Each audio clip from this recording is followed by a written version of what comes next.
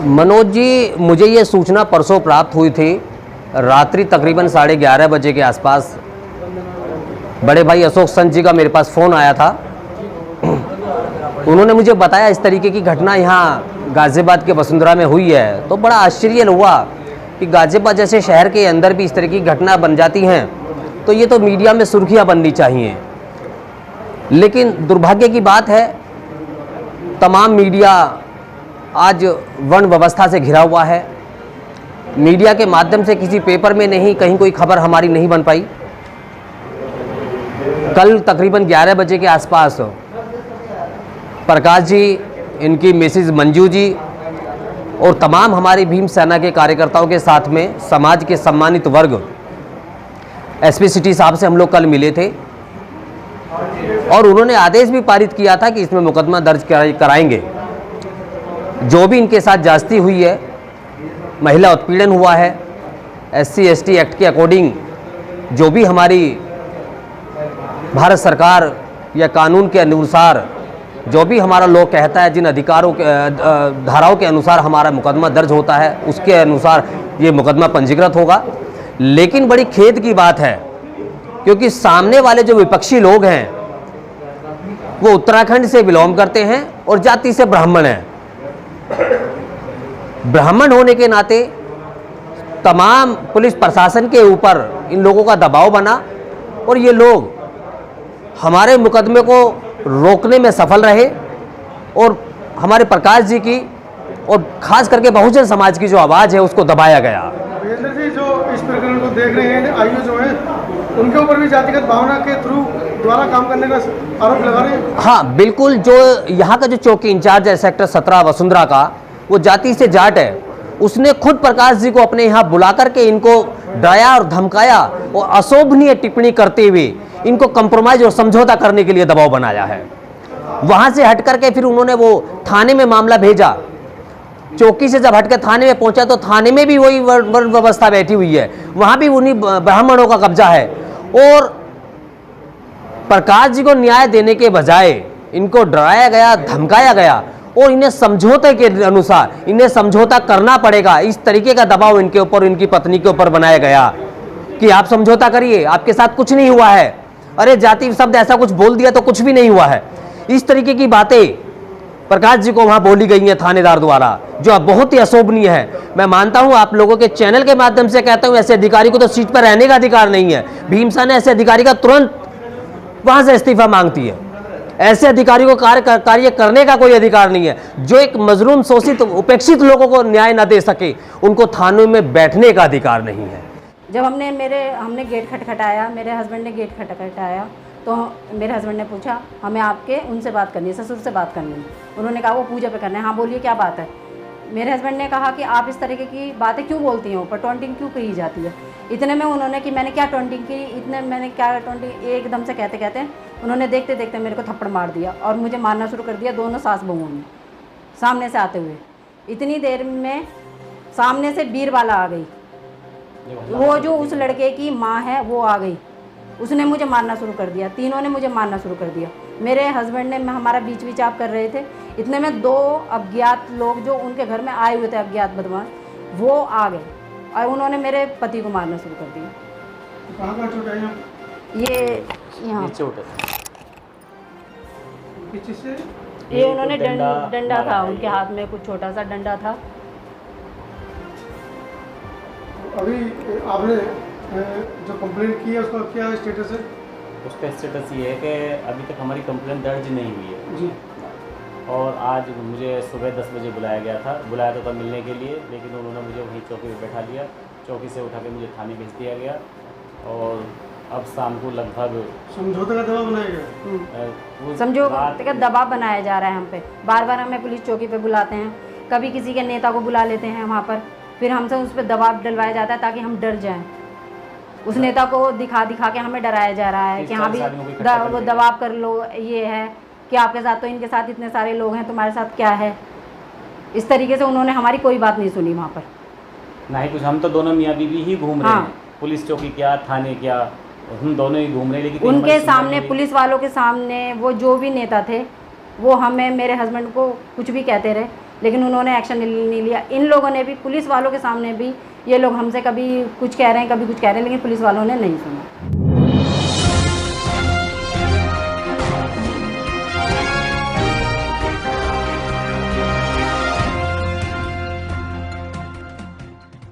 जी, मेरा नाम प्रकाश चंद्र है और 17B121 मेरा मकान का नंबर है, वसुंधरा जी। मेरा नाम मंजू देवी है, 17B121 में रहती हूँ, वसुंधरा में।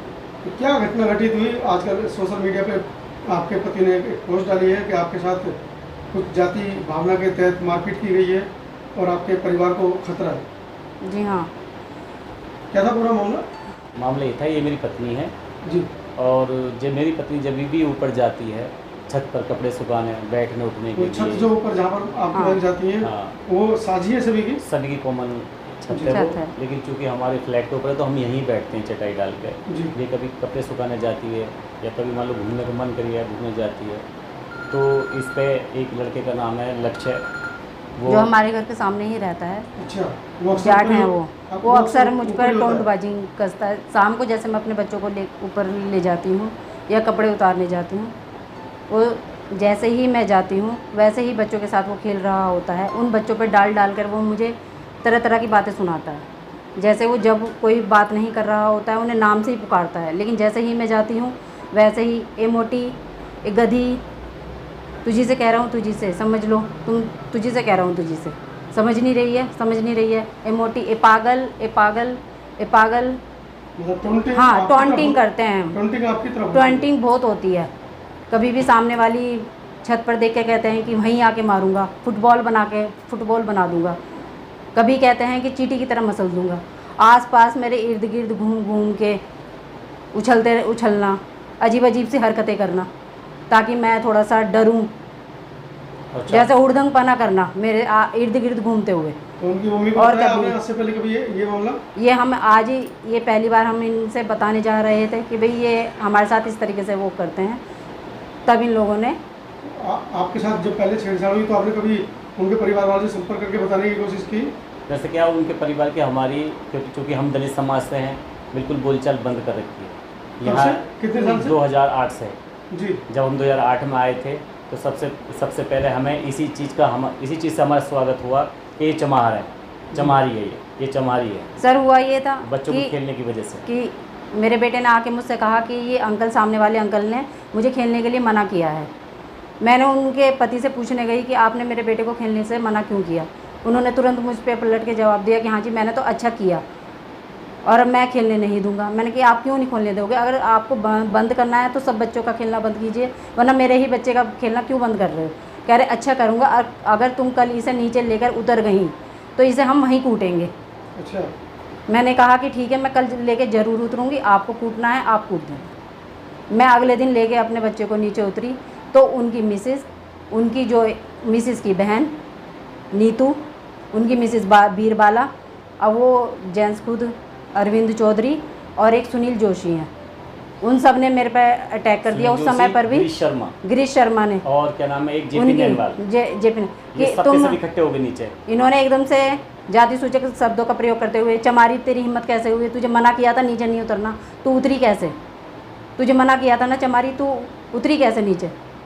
उसी दिन से, लेकिन यहाँ के इलाके के लोगों ने हम मुझे समझा बुझा के कि ये बदतमीज़ लेडीज़ है, इसके मुंह ना लगा जाए। मैंने भी ये सोचते हुए कि चलो कोई बात नहीं, कुछ लोग ऐसे भी होते हैं, मैंने उस बात को थोड़ा सा जाने दिया कि अभी हम आए हैं, थोड़ा सा पास पड़ोस का हमें लिहाज रखना है, तो मैंने उस बात को इतना वो नहीं दिया। लेकिन अभी इनका लड़का जैसे जैसे बड़ा हो रहा है वैसे ही इन लोगों ने मुझे 1-1.5 साल से, इस लड़के ने मुझे परेशान करना शुरू कर दिया।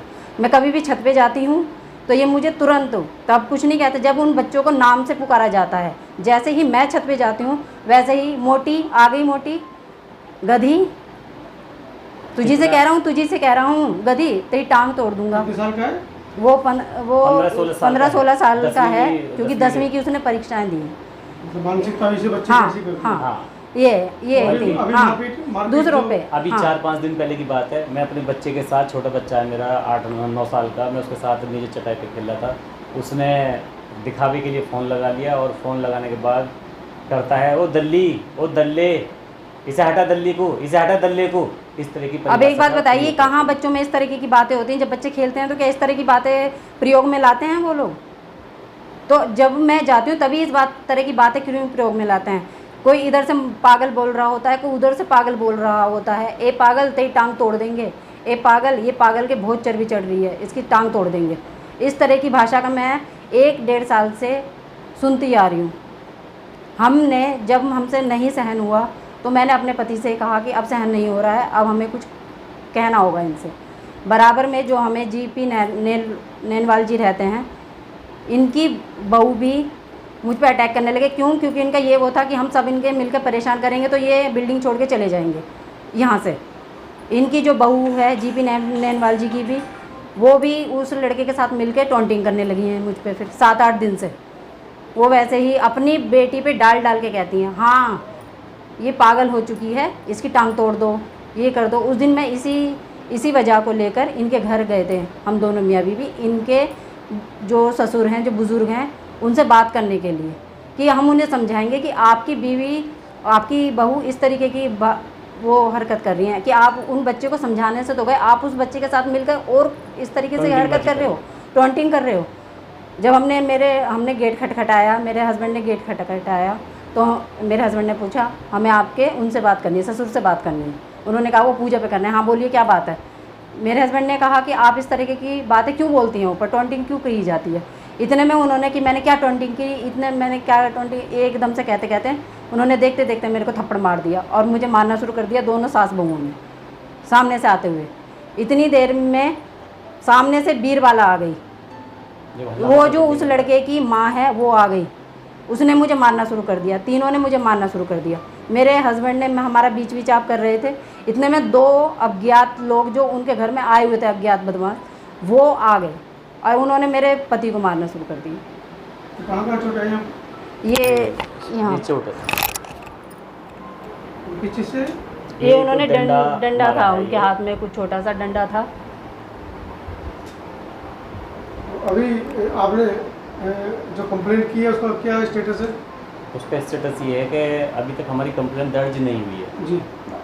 और आज मुझे सुबह 10 बजे बुलाया गया था तब मिलने के लिए, लेकिन उन्होंने मुझे वहीं चौकी पे बैठा लिया, चौकी से उठा के मुझे थाने भेज दिया गया और अब शाम को लगभग समझौते का दबाव बनाया गया। समझौते का दबाव बनाया जा रहा है हम पे। बार बार हमें पुलिस चौकी पे बुलाते हैं, कभी किसी के नेता को बुला लेते हैं वहाँ पर, फिर हमसे उस पर दबाव डलवाया जाता है ताकि हम डर जाएं। उस नेता को दिखा के हमें डराया जा रहा है कि हाँ भी वो दबाव कर लो, ये है कि आपके साथ तो इनके साथ इतने सारे लोग हैं, तुम्हारे साथ क्या है।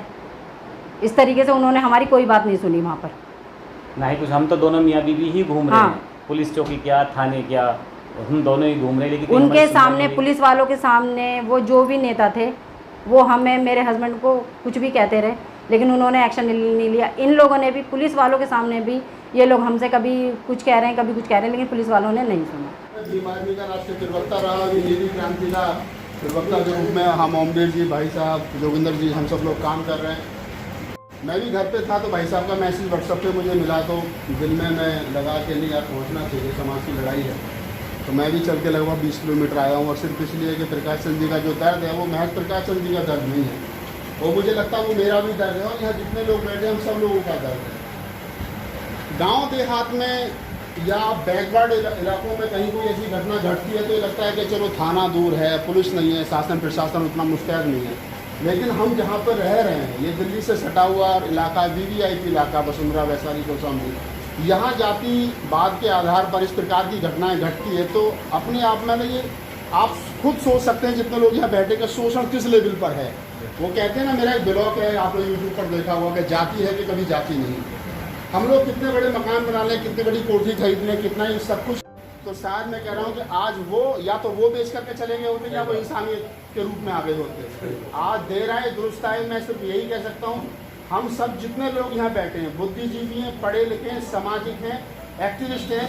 मैं ये कह रहा हूँ कि यहाँ भाई साहब ने कहा, वर्मा जी ने, कि एक IAS को अगर वो जानते हैं तो 2 IAS को मैं भी जानता हूँ, ऐसे लोगों को 20 IAS को जानता हूँ। यहाँ सब ऐसे लोग हैं जो या तो पॉलिटिकल रूप से मजबूत हैं या ब्यूरोक्रेसी में मजबूत। हम लोग कहीं ना कहीं बहुत ज़्यादा स्ट्रॉन्ग है, पैसे की भी कोई दिक्कत नहीं। आपको न्याय मिलेगा, नियत आपको बनानी कि मुझे न्याय चाहिए, ठीक है। मैंने कई बार देखा है कि जब समाज पीछे खड़ा होता है ना कि यार हमारा भाई है, दलित समाज का है, अपना SC ST है, पता चला समाज को लड़ रहा और बाद में FIR हो गई, सब कुछ हो गया, 2 तारीख पड़ी और बाद में 6 महीने के बाद समाज के लोगों ने पूछा प्रकाश चंद जी क्या हो गया, भाई साहब रहना तो वही था, हमने तो कम्प्रोमाइज़ कर लिया। तो उसमें अकेले प्रकाश चंद जी का मनोबल नहीं गिरता है, पूरे समाज का मनोबल डाउन होता है और फिर बाद में वही 4 पड़ोसी आपके कहते हैं कि देखो हमने समाज को 2008 में मकान लिया था, 2 महीने लिए हुए थे। सबसे पहले तो मेरा उद्घाटन मेरी कार से कर दिया था, चमार धमाल कह करके लेडी में, जिसके बारे में मैंने अगर बताया था आपको कि जाट लेडी साहब है,